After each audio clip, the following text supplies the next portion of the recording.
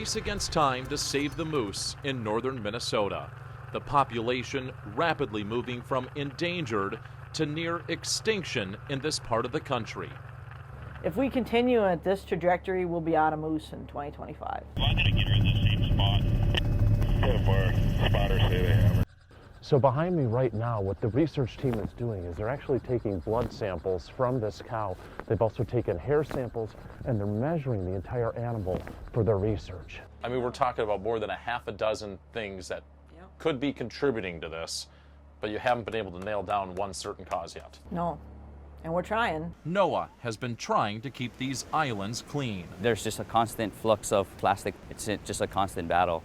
Does it ever amaze you how far this trash travels? Absolutely. It's pretty amazing, especially considering the things that we find, like televisions, tires. This plastic problem isn't always evident. At first glance, this beautiful Hawaiian beach may appear untouched.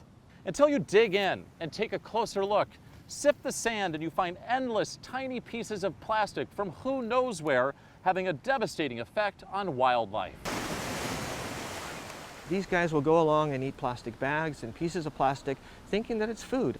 Southwest Florida has become the latest battleground in the search for oil. If there's a spill, it will eventually get to this water well. And this is water you cook with? We cook with. You drink? We drink. You bathe in? Yes.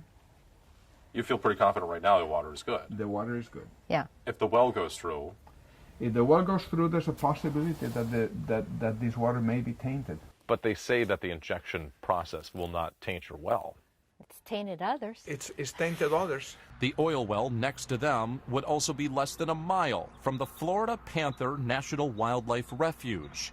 The refuge and the area surrounding it is the last sanctuary for these endangered animals. People get upset when the rainforest goes, but we're letting the Everglades go.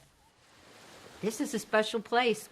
The effort to save wolves has now taken an unexpected and controversial turn.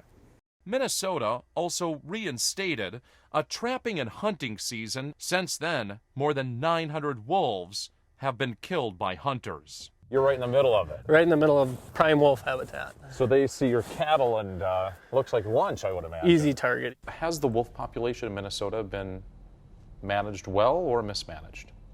Oh, the wolves in Minnesota have been managed very well. Very well. But that's not what a federal judge recently ruled. Yeah, that's true. That's true. Wolves in the Great Lakes are now back on the endangered species list. We return probably 10 times as much as we keep every single day. Good conservation techniques, coupled with warmer waters from climate change, have led to an explosion in the lobster catch. He is a lobsterman, one of 5,000 lobstermen that are the backbone of Maine's coastal economy. When I was a kid playing with Legos, instead of building houses, we used to build lobster boats. To cover the expenses of running the boat today, Steve needs to haul about 300 of these lobsters. What will happen is economically, as would happen in any industry, some people will survive, some people will not.